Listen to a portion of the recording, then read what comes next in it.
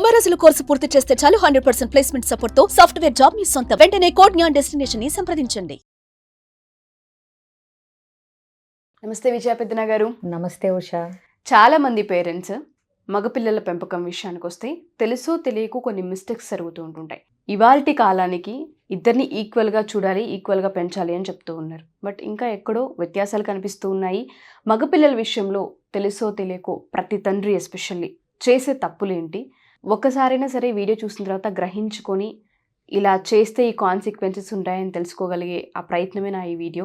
So ఏ విషయాలలో జాగ్రత్తగా ఉండాలి, తెలుసో తెలియకో చేసే తప్పులు ఏంటి అసలు? ఆడపిల్లలైనా మగపిల్లలైనా జనరల్గా తల్లిదండ్రులు ఇద్దరి పెంపకం ప్రభావం అనేది వాళ్ళ మీద ఉంటుంది. అయితే ఏ వయసు వరకు ఉంటుంది అనేది ఒకటి చర్చనీయాంశం. మనం చూస్తే మొదటి 10 ఏళ్ళు చాలా ఇంపాక్ట్ ఉంటుంది. అంటే ఆ తర్వాత వాళ్ళ స్నేహితుల ప్రభావం అనేది పిల్లల మీద చాలా మొదలవుతూ ఉంటుంది. పుట్టినప్పటి నుంచి 5 ఏళ్ల వరకు అంటే ఒక రకమైన ఇంపాక్ట్, 5 నుంచి 10 ఏళ్ల వరకు ఒక రకమైన ఇంపాక్ట్ ఉంటుంది. ఎస్పెషలీ అంటే తల్లి పెంపకమా తండ్రి పెంపకమా అనేది పక్కన పెడితే మనకి జనరల్గా మన వాళ్ళల్లో అంటే సౌత్ ఇండియాలో కానీ ఇండియాలో కానీ ఎస్పెషలీ చేసే తప్పు ఏంటంటే సంపాదన మగవాడి వంతు, పిల్లల పెంపకం బాధ్యత ఆడవాళ్ళదే అన్నట్టుగా ఒక అలవాటుగా అయిపోయింది. సో అంటే మగవాళ్ళు ఏంటంటే కష్టపడి బయటికి వెళ్ళి కష్టపడి రావటం, అలిసిపోవటం, దాంతో పిల్లల సంగతులన్నీ పిల్లల పెంపకం అంతా తల్లే కూర్చోవటం అనేది జరుగుతూ ఉంటుంది జనరల్గా ప్రక్రియ.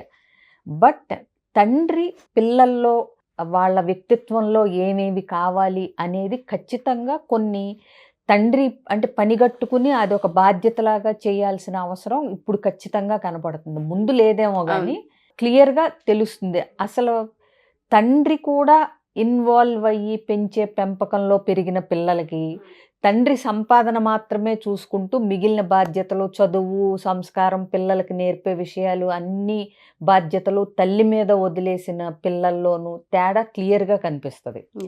చేయి అందించి వాళ్ళకి చెప్పాల్సిన తన ప్రవర్తన ద్వారా కానీ పిల్లలకి చెప్తూ కానీ కొన్ని విషయాలు పిల్లల్లోకి మనసుల్లో నాటుకునేలాగా కొన్ని చేయగలగాలి. క్యాలిక్యులేటెడ్ రిస్క్స్ తీసుకోవటం ఎలా అనేది తండ్రి భరోసాతో అది నేర్పగలగాలి పిల్లలకి.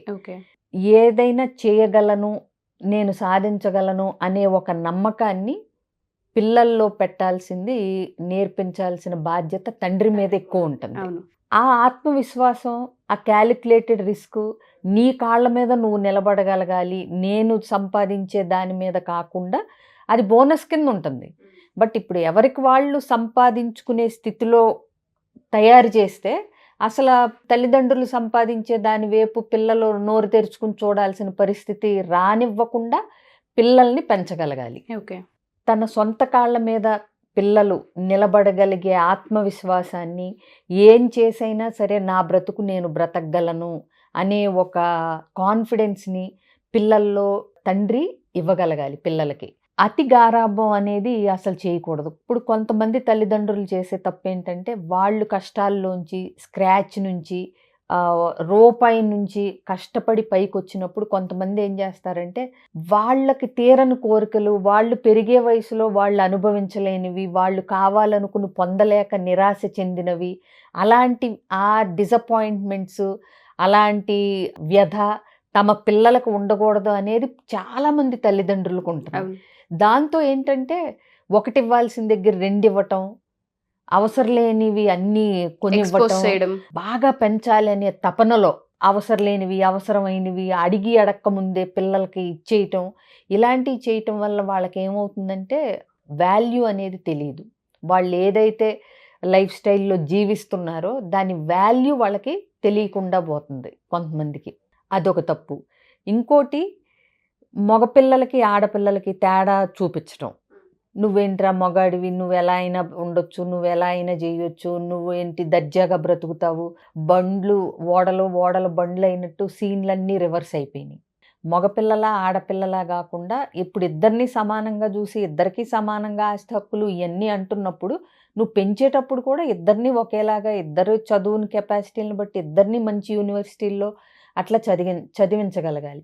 ఇంకొకటి పిల్లలకి ఎడ్యుకేషన్ అనేది వెరీ వెరీ ఇంపార్టెంట్. అంటే నువ్వు చదవకపోయినా పర్లేదు, మనకు ఆస్తులు ఉన్నాయి బ్రతికేస్తాడు, లేకపోతే అది చూసుకుని నేను ఇచ్చేది ఇది చూసుకుని బ్రతికేస్తాడు, ఆ కంపెనీ చూసుకుని అదే లాగిచ్చేస్తాడు అని అనుకోవటం కంటే ఆ కంపెనీని నడపగలిగే ఆత్మస్థైర్యం, దాని మీద నాలెడ్జ్, ఒక కాన్సెప్ట్, ఆ కంపెనీని నడిపించగల ఒక నాయకత్వ లక్షణాలు, ఇవన్నీ పిల్లల్లో వస్తున్నాయా లేదా అనేది కూడా చూసుకోగలగాలి. ఇప్పుడు కంపెనీ ఇచ్చేస్తే దాన్ని దివాళా తీయించాడు అనుకోండి, అప్పుడేంటి?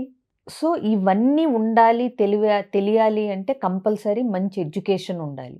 ఎడ్యుకేషన్ కూడా ఎట్లా కరెక్ట్గా అంటే టైంకి 100కి 90 మార్కులు వచ్చినాయా లేదా అనే దానికంటే టైంకి అన్ని సబ్జెక్టులు కంప్లీట్ చేస్తున్నాడా, అంటే కన్సిస్టెంట్గా ఒక పద్ధతి ప్రకారం వెళ్తున్నాడా లేదా అనేది చూసుకోగలగాలి. దురలవాట్లు ఇవాళ రేపు ఆల్కహాల్, డ్రగ్స్ అన్నీ కామన్ అయిపోయినాయి. వాటిల్లో పడి కొట్టుకుపోతున్నారా పిల్లలు, వాటిల్లోకి వెళ్తున్నారు, అట్రాక్ట్ అవుతున్నారు అని తెలిసినప్పుడు ఎలా దాన్ని కరెక్ట్ చేయగలగాలి. అసలు వాటి వైపు వెళ్లకుండా తల్లి తండ్రి ఎలాంటి అవగాహనతో పిల్లల్ని పెంచాలి అనేది ఇవాళ ఎస్పెషల్లీ అదొకటి. పిల్లలకి ఖచ్చితంగా చెప్పాల్సింది ఏంటంటే, ఇవాళ కాలాన ఇది నా స్వార్జితం, మీరు మీది సంపాదించటం అలవాటు చేసుకుని మీ బ్రతుకు మీరు బ్రతకటం నేర్చుకోండి. మా తర్వాత మేము శుభ్రంగా ఉండి వృద్ధాప్యం అంతా హెల్త్ ఇష్యూస్ వచ్చినా ఏదొచ్చినా మేము సంపాదించిన దాన్ని మా ఖర్చులకు వాడుకోగా పోగా మా తర్వాత మిగిలింది ఎంతమంది పిల్లలైతే ఉంటారో అంతమందికి చెరిసగం అనే కాన్సెప్ట్నే పిల్లలకి తల్లిదండ్రులు నేర్పించగలగాలి. ఇది నీకు ఇది నీకు ఇది నీకు ముందలే పేర్లు పెట్టేసి అది నాది ఇది నీది, అది నాది ఇది తగ్గింది అది ఎక్కువైంది అని వీళ్ళు తన్నుకోవటం ఇవన్నీ అనవసరం. పిల్లలు సొంత కాళ్ళ మీద నిలబడగలిగేలా వాళ్ళని తయారు చేసే బాధ్యత తల్లిదండ్రులది. ఆ తర్వాత వాళ్ళు ఇవ్వాలనుకున్నది తల్లిదండ్రుల తర్వాత పిల్లలకి చెందాలి అనే అదే అంటే సంప్రదాయంలాగా అలవాటు చేయగలగాలి పిల్లలకి. ఏది చేస్తే నువ్వు బ్రతికేయొచ్చు అనే ఒక క్లారిటీ కూడా ఇవ్వగలగాలి. ఏం చేసినా బ్రతికేస్తావు అంటం వేరు, ఇది చేస్తే బాగా బ్రతుకుతావు అనే క్లారిటీ ఇవ్వటం వేరు. సో కాబట్టి ఆత్మవిశ్వాసం ఉండాలి, ఏం చేసైనా నేను ఎలాగైనా బ్రతకగలను అని. కానీ ఎలా అది అనే దానిలో కొన్ని బౌండరీస్ ఉంటాయి, కొన్ని వాల్యూస్ ఉంటాయి, నైతిక విలువలు ఉంటాయి, అవునా, కొన్ని అంటే ప్రిన్సిపల్స్ ఉంటాయి, కొన్ని స్వధర్మాలు ఉంటాయి. ఇలాంటివన్నీ ఆ విలువలు, నైతికత కూడిన బ్రతకటం ఎలా అనేది చిన్నప్పటి నుంచే అవి గనక ఇంకల్కేట్ చేయగలిగితే పిల్లల మనసుల్లో చాలా ఈజీగా వాళ్ళు అంటే జీవితాన్ని ఎదుర్కోగలుగుతారు. ఎదురు చూపులు ఉండవు. పేరెంట్స్ మా తండ్రి ఇది చేస్తాడు ఎదురు చూపులు.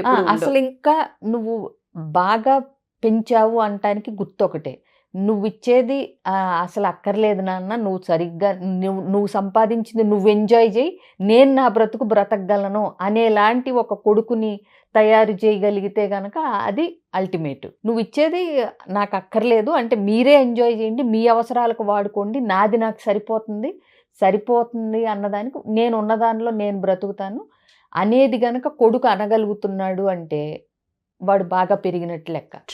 కొడుకు మంచాడు అనుకో, తిన్ననైనాడు అనుకో, పద్ధతి అయినాడు అనుకో, నువ్వు ఇచ్చేది అసలు వాడు వద్దంటాడు.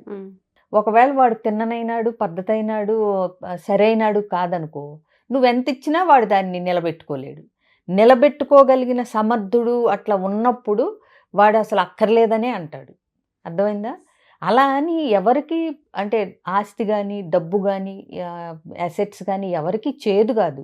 వచ్చినప్పుడు వద్దనమని నువ్వు ఇచ్చేది నాకు కాలి గోటుతో సమానం అని తిరస్కరించమని చెప్పట్లేదు నేను. ఇది మీరు సంపాదించింది మీ ఖర్చులకి, మీ అవసరాలకి, మీ సరదాలకి వాడుకోగా పోగా మిగిలింది ఇచ్చిన చాలు అనే ఒక యాటిట్యూడ్ పిల్లల్లో ఉండగలగాలి. అంతే తప్పితే ఎప్పుడు ఇస్తాడా, ఇదంతా ఆయనే ఇలా చేసేస్తే మాకేం మిగులుద్ది అనుకుంటారు కొంతమంది పిల్లలు. ఎస్పెషల్లీ స్వార్జితం, తండ్రి కష్టపడి సంపాదించిన దాన్ని అప్పనంగా పిల్లలు ఆశించడం అనేది కరెక్ట్ కాదు. అసలు వాళ్ళు ఇచ్చినప్పుడు తీసుకోవాలంతే, అందుకు తన్నుకోవాల్సిన పని లేదు. దాని గురించి తర్జన భర్జన పడాల్సిన పని లేదు. ఇవాళ రేపు మనం చాలా చూస్తున్నాం. సో మీరు అన్నట్టుగానే పేరెంటింగ్లో ఎస్పెషల్లీ తండ్రి పాత్ర చాలా ఎక్కువగా ఉంటుంది. ఎలా గైడ్ చేస్తున్నాము అన్న దానిపైనే ఒక 50% డిపెండ్ అయి ఉంటుంది పేరెంటింగ్లో, చాలా క్లియర్గా అర్థమవుతుంది. అలా అని ఉషా ఇవాళ ఉన్న డిస్ట్రాక్షన్స్కి మొత్తం అంటే పిల్లలు చేసే వాటికి మొత్తం పేరెంట్స్దే రెస్పాన్సిబిలిటీ 100% అనే అవకాశాలు కూడా తగ్గిపోతున్నాయి. ఎందుకంటే సోషల్ మీడియా వచ్చింది, డిస్ట్రాక్షన్స్ ఉన్నాయి, బయట ఎన్వైరన్మెంట్లో యాటిట్యూడ్స్ ఉన్నాయి. ఇవన్నీ కూడా అంటే అన్నిటినీ బ్యాలెన్స్ చేయగలగాలి. అయితే పిల్లలు ఎటు కొట్టుకుపోతున్నారు అనేది అయితే మనం దృష్టిలో పెట్టుకుని అబ్జర్వ్ చేయాలి, తప్పదు. తల్లిదండ్రులుగా బాధ్యతగా తీసుకోవాల్సిందే. కాకపోతే ఏంటంటే పిల్లలు కూడా ఒక వయసు వచ్చినా కానీ తల్లిదండ్రులు చెప్పేది మన మంచి కోసమే అనేది ఒకటి దృష్టిలో పెట్టుకోగలగాలి. మీకేం తెలీదు, అంతా మాకు తెలుసు, నేను చూసుకుంటాను, నేను పాస్ అయిపోతాను, నాకు ఉద్యోగం వస్తుంది, ఇలాంటి కబుర్ల కన్నా అవి ఆచరణలో పెట్టగలుగుతున్నాడా లేదా అబ్బాయి కానీ అమ్మాయి కానీ అనేది తెలుసుకోగలగాలి. అయితే ఇందులో స్కూల్స్ పాత్ర కూడా ఉంటుంది. నేను ఇది చెప్పకుండా అయితే ముగించలేను.